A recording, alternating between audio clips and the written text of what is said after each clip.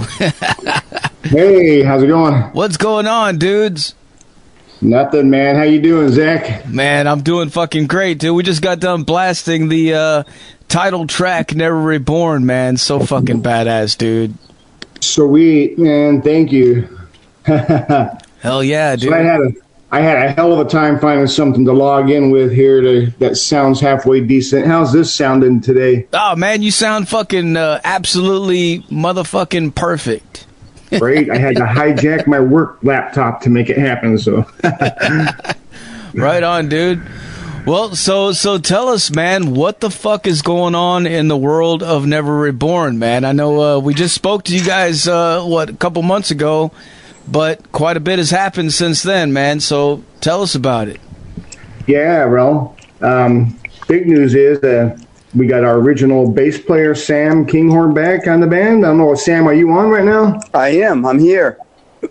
So this is Sam. He was on the EP, and he left the band because he had his own project, and he still has, but he was focused on that. We were playing a little bit out too much and traveling, so it was kind of hard for Sam to do both, but recently we had a change in the lineup again, and Sam asked if he'd come back in, and I'm just happy as hell to have him back. So Sam, if you want to tell him a little bit about what you've been doing. Yeah, I like Steve said, I have a side project that I do. I just kind of stick around here in Tucson and Phoenix, and but I have to say, playing the Never Reborn songs keeps my fingers in check, and I'm really happy to be relearning these bass lines, and actually they're all learned now.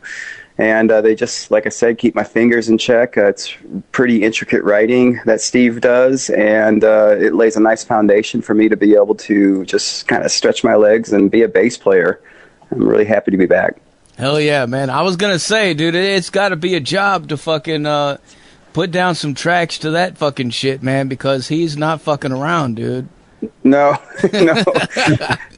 He gives. I have to say that's what is really attractive about the music to me, is that it allows me to be able to as a three-piece, I have to kind of find my own voice, and it just allows me to kind of get more of my bass chops. And of course the speed is really nice because I'm a plucker, so it's a blast. I love doing this stuff. So. Oh yeah. Hell yeah. Yeah, you're right. You know, you mentioned that about the three-piece thing. That definitely does it puts you in the spot, because there's no, like when he's doing a solo, there's no rhythm guitarist to fucking kind of take over the thing. Like, you've got to carry the fucking rhythm yourself on the bass pretty much. Pretty much, yep. And it's just a very different outfit than what I'm used to doing. So I'm so happy to be back. That's cool, man. Yeah, Sam does a great job live. He was in the band before, and sometimes people like the door guy would come do a double check to make sure we didn't have another guitar player hiding somewhere. So we were very solid. And as you know, we have been the whole time with this band. It's been amazing to be in a three-piece band that sounds as strong as we do live. Fuck yeah, man. So what's the story about the drummer situation, man? What's going on there? Well, looking for a drummer right now. Had some people try out and inquiries. A little bit of musical differences at the worst time, I guess they could have it, as we're getting ready to put out the new album. So our drummer ended up leaving the band, and bass player was kind of tired of me and the drummer arguing all the time. He left also. Actually, he left first. I didn't know the drummer left till I heard from some promoters that the shows were canceled. So, hey, it is what it is. And I kind of took the first month of not really looking for a drummer, not really knowing what was going to happen. I had some guys volunteer to take over some shows, but a lot of the shows were canceled, so it was kind of pointless to get somebody in temporarily at the time. Had some guys volunteering to join the band, but a lot of these guys are in 2 or 3 bands already, so I want somebody that can commit more to this band. I don't mind another band, but it wasn't until last week I decided to really start looking for a drummer harder than I have been. Hell yeah. So I know that the right guy is going to show up and it'll be back to where we were. Hell yeah, man. Well, I hope so, dude. Fucking, you know, and I don't want to get into the middle of anything, you know, like, I think all you guys are cool and you're all amazing musicians. This is obviously, it's Trexter that's playing the drums on this record, correct? That's correct, yeah. Yeah, I couldn't fucking believe that, I mean, I don't know. I don't know the situation. I don't know what the fuck is going on, but I was mind blown myself, man. I'm like, why would you walk away from that, man? That's cool. That's killer. But yeah, you know. I thought so. It sucks that I mean, the album was going on 2 years that we started it, you know, and I like to work a little bit faster, and Trek like to work a little bit slower, and you know, his timeline was still to be doing this in June or July before we even started thinking about having the album out. And you know, I wrote the songs, and I'm deeply close to them, and the overall sound, when it comes down to the end of the day, I have to decide what's best for the band, and I wanted to get this album out. I think it's good enough the way it is. You know, we could polish it up till it's a diamond, you know, but to wait another 6 months for that just isn't worth it, you know. Yeah. I'd rather have it out and start working on new material, which I have almost a full album worth of material written and ready to go already, so I'd like to start working that. I hear that, man. Well, I saw the picture that you were posting on social media of your jam space, saying that you were looking for a drummer, and I was kind of giggling when I was looking at it because I'm like, God damn, like he's got everything set up already. You've even got the drum set already there. Like, literally all you need is somebody to come and fucking sit there and fucking do it, man. Like, that's a sweet gig. Like, in my opinion, if there's any drummers out there listening right now in the Arizona area, you need to fucking check this shit out, man, because badass record, already got fucking all the equipment there, check. Fucking, you know, like, what the fuck, man? You know? I know. I'm not opposed to a Phoenix area drummer either, because the better shows were in Phoenix. Tucson's kind of warm up when it comes to shows, unless you're opening for a big band. The Phoenix shows are always a lot better and wilder, so yeah. And there's a lot more drummers in the Phoenix area, so I wouldn't be opposed to having a drummer from the area, because I mean, as a band, we practice like once a month, if that. Even we've had shows where we haven't even seen each other for 3 or 4 weeks till the night of the show, and it sounds like we just got done practicing the night before. So as long as everybody knows their parts and are good to go, there's really no sense in like having 3 or 4 practices a week. Yeah. I mean, we've been show ready every time, so. Right. Yeah, you know, and you know, I was just thinking, like, I'm good friends with the guys in Pelvic Meatloaf and Saint Madness. They're both from Phoenix, man. Maybe they could help, you know, maybe we could talk to them. Maybe they could help out, you know. Maybe they know somebody that knows somebody that knows somebody. That's the way, networking, right? yeah, you know what I'm talking about, man. Fucking fuck, dude. Yeah, and, you know, me and Trek had a little falling out, and even though that happened, I was still willing to, like, let it all fall to the wayside in the name of the band, and I don't hold any grudges or any bad, you know. It is what it is, and we all have our point of view, the way things happened, and, you know, my best interest is to keep Never Reborn going, and I want it to be not just this album, the next album, but albums later, and the overall sound. You know, I write the songs, I have a vision for the overall sound of the band, and some of these songs on this new album, I mean, the last song on the album I wrote back in 1986. So it might sound like an old school thrash metal song, because it fucking is.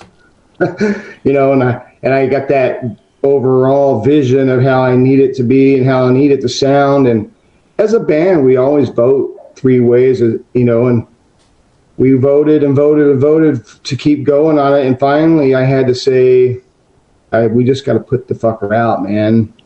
We're going to sit on this. It's in, you know, the guy who does all the 90% of the work and writes all the songs does have that extra vote You know, I don't know of a band where you wouldn't have that extra vote, you know, when it comes to the major decisions. And I just felt like, let's get it behind. If it's good enough for me, I think it should be good enough for all of us, right?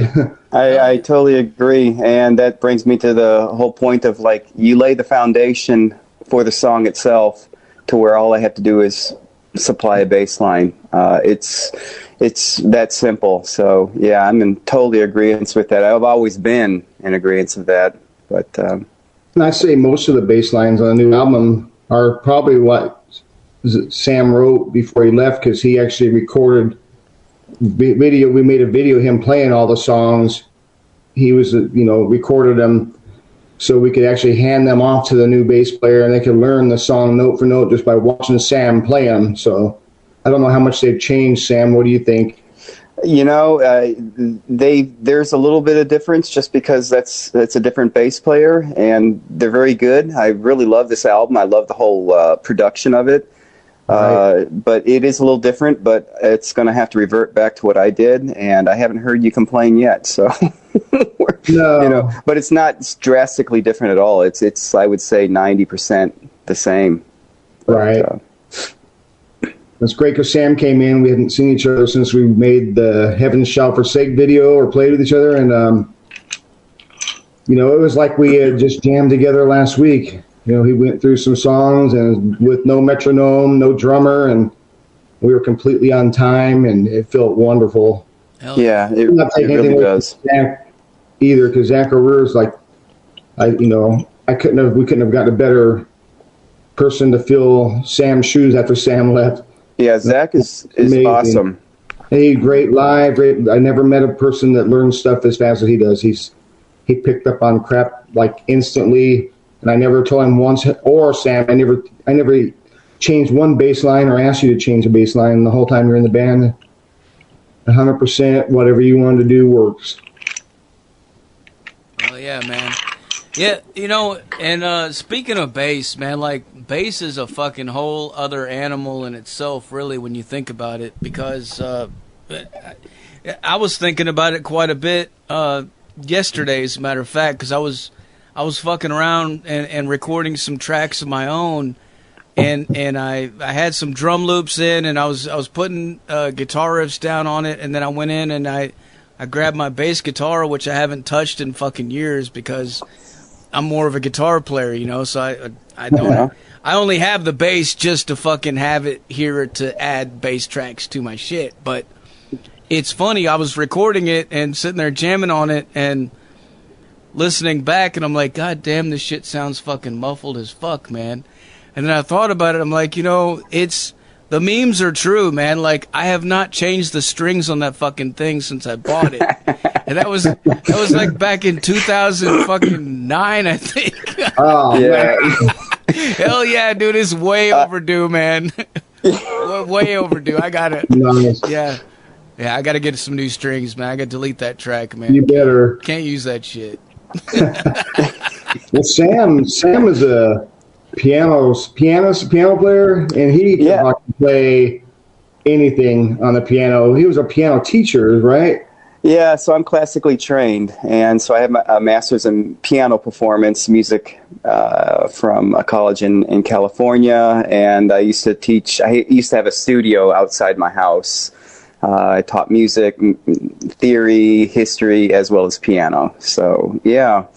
And metal was like one of my first loves, though, and I had to there was a fork in the road with me. Was it to continue playing with bands or to solidify a piano technique? And this is all around age 15, and so things were kind of going for me for piano, so I kind of obeyed the master of piano for a good 25 years, and I came back to bass when I was 42. And Steve... Wow. When I heard Steve's music on, it was actually Band Mix. It's like a website that coordinates musicians with one another. I was looking for a drummer at the time. I heard Steve's music and just complimented, saying, wow, this is great stuff. Keep going. I was looking for a drummer, but I just felt compelled to say, this is great music. And he wanted to talk with me, and that's how that started. But it was just, with bass, I wasn't terribly good at it I knew the sound really well to where I can kind of step right back in where I was when I was 15, 17 is when I dropped. And I think I got a lot better just because I wanted it more. And with piano, it's just, I still keep a practice, but I kind of gotten to a plateau to where I don't know where to go from. It's not that I gotten to be the greatest that I am. There's more growth to happen, but I just gotten to a kind of a wall, I guess I should say, more than a plateau. And that wall will come down. But yeah, I've been classically trained since I was about 20. I finally got a technique and developed a piano studio and kept that for a while. And now here I am, 48. It's amazing, so. Yeah. And when Sam tried out for Never Reborn the very first time, he came over with shorts on and sandals. And I had family visiting from out of town. And he comes in, plugs in, takes off his shoes, and played Anesthesia Pulling Teeth. Yeah. From start to finish with the fucking wall and everything. Oh, man. I was like, done deal right there, man. Done deal. You're in, bro. Fuck. No like, sense.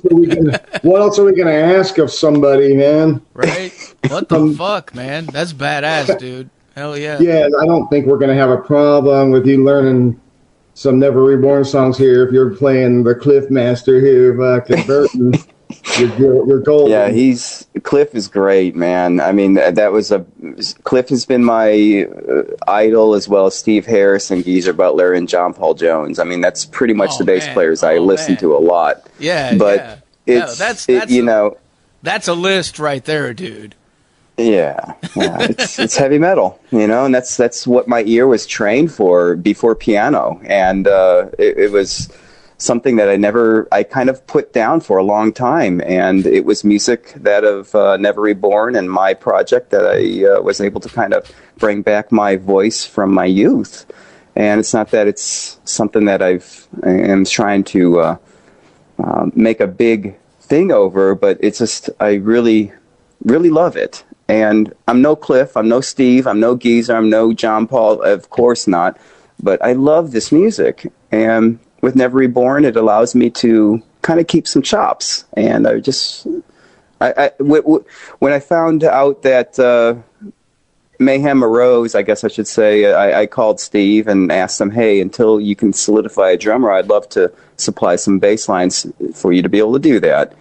And that's where we kind of went from there. I heard that Zach walked away too, and I was pretty surprised. But we're going to keep it going. So we just need to find another drummer here, and I think that will happen. Well, man, you know, and the truth is, like, nobody will ever replace all those guys that we grew up to and that we idolized and everything. But the fact is, like, the list is ever growing. There's always room for more people to get in there and be added to the fucking everlasting list, of great musicians, man. So, it's, you just gotta find your own path into there, and it's all good. I mean, but everybody draws from influences, man. There's nothing wrong with that at all. Yeah, the guys that we adore, like Randy Rhoads is my god, but he had his gods, Everybody learned from somebody, Yep. Yeah, it's like, I don't know who was first up there, the chicken or the egg, but somebody was stealing somebody's riffs and making them better or just as good, and then they didn't look at themselves as that. And we don't. I think this band, I feel like we're in competition with the bands in the world. I never think about bands locally or in Arizona. Even growing up, I always thought about, growing up in competition with bands like Creator and Sacrifice and Destruction. Those are the bands I idolized back then, and they were my age, and I felt like I was writing songs to compete with them and not local bands. And I would never, people that have the mentality of like trying to be the best band in Tucson or just like might be the best band in Tucson someday, and that's probably as far as they'll go.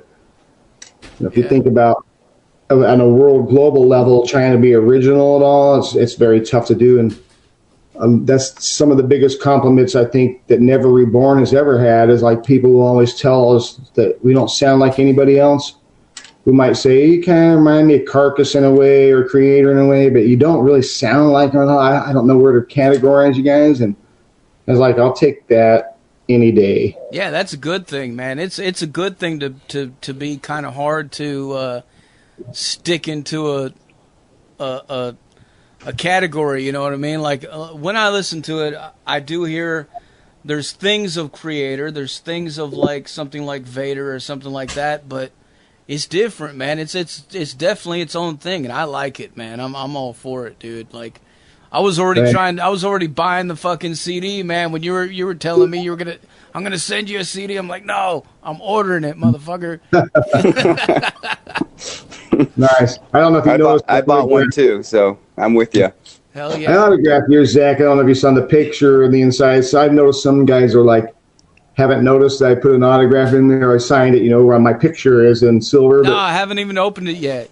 Yeah, Wes was telling me, Carl Webb, which is he's out there, our good buddy Carl Wesley Webb, who actually got us hooked up with MDR.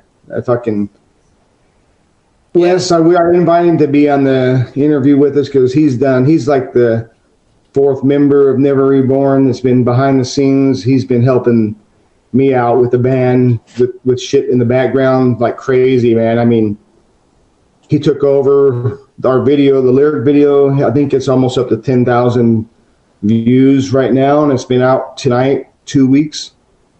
So he's been pushing just tons of shit. He kept telling us we need to hook up with you and MDR for promo, and I kept telling him, yeah, we will. Then he finally got sick of waiting, and he just spent his own money on it and did it, and it's been the best fucking thing. I mean, you've helped us out tremendously.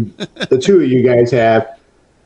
And when we were going to hopefully play the Tennessee Metal Fest, I definitely wanted to have Hell yeah, Wes man. Yeah. stage and sing a song with us. And someday that's going to happen, because he's a great musician and a great singer, and his voice would be perfect up on stage side by side doing one of the songs, Dark Desires or something. Buck. Yeah, Carl's cool as fuck, man. He comes over all the time, dude. He's always fucking he's always coming over here bringing me fucking weird shit and stuff, and just he's a cool dude, man. Fucking, but he's been sending me tracks of stuff that he's been working on, and I've been mixing it for him and sending it back to him, man. And yeah, he's got some really, really cool stuff that he's working on, man. It's pretty badass. Yeah, he's like one of my oldest friends ever. So, I mean, he's been the biggest supporter of Never Reborn, and it's sad to say he's done more work than anybody else other than myself for the band. Yeah, he's good people, man. Yeah, last year at the festival, he came over to our merch booth at the fest, and he dropped off your CD, and he was like, you got to check these guys out.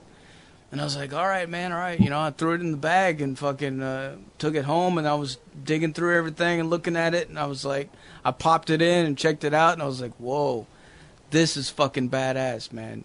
And yes, you were damn straight, man. Like, man, when you guys get a drummer and you get everything situated next year, dude, please submit again, dude. Fucking, we'll hell yeah, man. It would be really cool to see you guys down here for sure. Definitely. We would definitely be honored to be there. I know that Sam would have gone if we could have pulled this off somehow. Yep. And there's different drummers that will do stuff like this on one-offs, so it wouldn't have been impossible that, that opportunity was kind of like pulled out from under us, but hey, it is what it is, and I just want to keep moving forward and nowhere to go but forward, right? That's all you can do, man. Yep. Yeah, so the new album, I know we were going to talk a little bit about it, and you played the song Never Reborn, right? Yeah. Tell us about this record, man. What are some of the topics of the songs and stuff like that on here? Oh, man. So it varies. Like, it's very contradictory because, some songs are about, like the song Never Reborn is about basically not believing in an afterlife. Like knowing that when you die, you're just dead. But, it's a, you know, it's a battle within yourself, wanting to believe there's something, but knowing when you die, there is no afterlife, you know, so you're just dead as dead. You know, and sad. It's actually probably the saddest thing, and it kind of was based off of I grew up and I always believed in God. I was never like what you would call a Christian or anything going, you know, but I would argue over a good beer about why there's a God and everything, and nothing in my life ever happened where I would change my mind. I was driving to work one day and I was drinking a cup of coffee and smoking a cigarette, driving by the graveyard here, the Air Force graveyard, and I just all of a sudden it hit me that the realization that there is no God or devil or Satan or Jesus or anything, you know, and I was like, I wasn't disturbed by it. I was just like, I felt alone, like, wow. And I just, from that day on, I never believed anymore. And like, there was nothing bad. And I actually wrote the song Never Reborn about that, you know, about people need religion in their life to help them. You know, people die and get over hard things. And if you don't have that in your life, it does make it kind of sad to know when somebody dies that you're never going to see them again. But, you know, that's one song. And there's a song called Ashes of Our Past, which is the title track. And that's about reincarnation. So, you know, it kind of goes off into different levels of dots. That's actually one of the ones I have that I'm about to play after the interview. All right. So this is Ashes of Our Past is about a man or person who's condemned to remember every past life he's ever been in. So he remembers his families and friends and stuff from past lives. So it's hard for him to get close to his current family because he's already fearing when he dies and is reborn again, he's going to remember everybody. And it makes him sad his whole life to know that he's, you know, going to remember this family again and the next family in the next life. So then, you know, Fallen One is like, if you read the lyrics to Fallen One, the very beginning part is directly out of the Bible. You know, the song's about Lucifer's fall from heaven, the rise of the Antichrist, and the final war of Armageddon. You know, it's a pretty cool song. It kind of has a little bit of everything in it from the beginning to the end. And Children of Fire is basically about you're alive 1 second and then you're dead and you're in hell and you really know why you're in hell. So if you read the lyrics to that, there's a lyric video that's almost at 10,000 views right now. So hell yeah. The video came out very fucking awesome. You know, and Carl was the one that found the guy that made it. His name was Rafael Ortega. And he did the Summoner Circle video, who played your Metal Fest last year. Yeah. That's how Wes saw them. Yeah, no, I call Wes, you call him Carl. So Carl, he found him and suggested I look at some of his videos, and I was like, fuck. As soon as I saw what he was doing, I was like, this is our guy. And his price was like, definitely, he's the dude. That's so badass, dude. He did an amazing job on it. Couldn't be happier with him. I love hearing shit like that right there, man. What you just said, man, that's so fucking cool because that is 100%, 666% what we're always trying to do, man. You're like this the network, you know, like get everybody, you know, like talk to people, man, and get people talk to your fucking to your other local, to the other people that are in the same fucking in the circles, you know, and just bring it all together, man. And that is badass, dude. That's super cool. No, if it wasn't for Wes or Carl, you know, suggesting him, and I like Summoner Circle are fucking bad as hell, so I started listening to them because of him, and I think they're fucking awesome as hell. And I wish I could have. I'd love to play a show Never Reborn with Summoner Circle someday. Oh man, you guys should do a tour together, man. I'll talk to them, man. I know those guys. Those are fucking my neighbors too, man. Nice. Well, they're a bad fucking band, dude. Hell yeah. Well, the last song on the album is called Requiem, World of Hurt. I wrote that back in 1987, and it's part of a trilogy. That one is part 2 of a trilogy. So off the first album, we have a video out for Heaven Shall Forsake. So this is like the continuation of Heaven Shall Forsake and what happens after that. So, like I was saying, it's a trilogy. So this is actually part one of the trilogy will be on the next album. So how it all began will be on the third album. So it's kind of cool. It's already done, completed from start to finish. It's a song we were playing live already and would have been on this album, but was like pushed to the next album. So it was kind of cool to write a trilogy.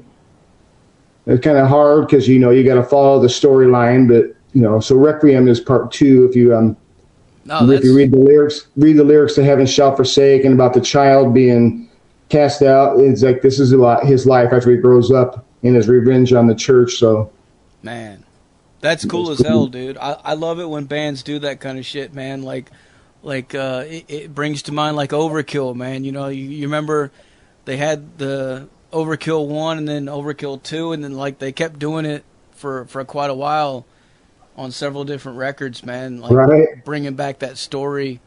It's always cool, man. I don't know, like I guess, not all bands have to do it, but like whenever it does happen and it works, man, it's fucking cool, dude. It's just a cool thing to read into, and it really is. And the song actually could, I mean, there's open to have a fourth one if necessary. I mean, I don't know if I ever would, but I have the lyrics of the first one on my wall, like framed, and it's like looks like it's on burnt parchment paper. It's pretty cool, and it dated 1987, and that was after it was completely done for a long time, and long enough for me to write it in a cool font and then burn it, and like it looks like it's just on. It actually looks like it's on leather. It's really cool as hell. Hell yeah. And so I wrote, that was the first song. And then 30 years later, I wrote Heaven Shall Forsake. And that came out before it. And it was the prequel to this. So, and then the newest song, Unholy Union, was written, 30 years after Requiem, but it's going to be part one of the trilogy. And it's just the storyline is complete, pretty close as it can be, but it's pretty awesome. Fuck yeah. Hell yeah, man. Sam, right. I'm sure I know. I gotta let Sam say something for a minute here. Well, I say let's listen to Ashes of Our Past. Hell yeah, dude. Hell yeah. Well, I was just about to say, man, I'm about out of questions for you guys, but is there anything else you want to let your fans know? Man, we're not going away, Never Reborn. We're going to be, hopefully another lyric video be coming out soon, and maybe a full band video. Look to see us live. And I would like to get to Tennessee for sure. Fuck yeah. And play for you guys. But aside from all that, I'm definitely looking into record labels right now, and I was hoping if the band stayed together, we'd already submitted the album to a couple labels. But I feel like a record label could actually take this band to where it needs to go. Oh, hell yeah. Hell yeah. Dude, I'm sending it to every fucking body I fucking know, man. So I'm going to keep on sending it and just keep hammering them till they see that That's shit. Great. They need to hear it, man. Because, yeah, this is, it's definitely marketable. Like, from a business standpoint, from a record label, they could fucking make money on this. And I know that's what they care about, aside from the fact that it's just badass. But, like, yeah, dude, they could totally take this to the next level, man. Somebody like a Nuclear Blast or fucking Metal Blade or something like that, man, shoot for the fucking stars, man. Yeah, I feel like they could put us on, oh yeah. Season of Mist, man, fucking any of them. Yeah. I was about to send it to Season of Mist whenever Trek left the band, and so I didn't. But because I know Season of Mist, I think they have some bands in the Tennessee Metal Fest, don't they? Or yes, I'm pretty sure they got one, I think, in there this year. Oh, and I was hoping we were going to be on that, and I was going to use that as some leverage to at least get them to listen to it, because that's the hard part. You get somebody from the label just to listen, because they get so many submissions, Oh, and it's yeah. like, Oh, yeah. I feel like if they at least got it and plugged it in and listened to it, they would definitely be giving us a call to have a talk. Yeah, they definitely do. I know I get myself probably about 200 to 300 emails a day, and that's Damn. that's some of that's PR stuff that I'm doing with my business, but like a lot of it is from other record labels and other PR agents and stuff. There's just constant. There's so many bands out there, man, all over the world, dude, constantly fucking putting out stuff, and a lot of it's good, but it is hard to dig through it all and pick through it, but like that's the whole thing. Like you just got to keep on hammering them and keep pushing it in their face, and eventually, hopefully, they'll fucking see it, and something will happen, man. Right. Good words there. Yeah. I'll keep plugging away then.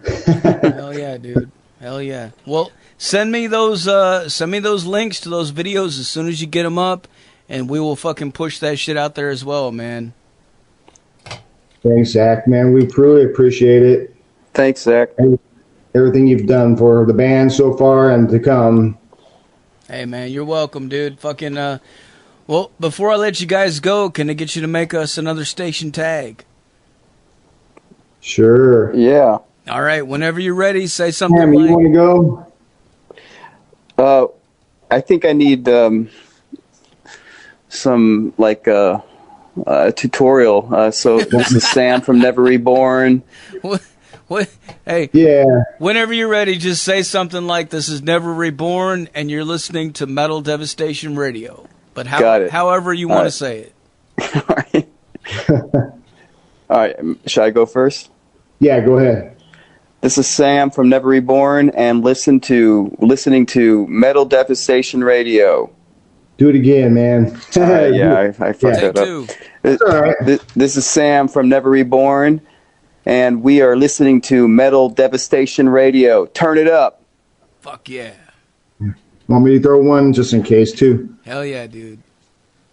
This is Never Reborn. You are listening to Metal Devastation Radio. Turn it up, put those horns in the air. Fuck yeah, man. That's what I'm talking about.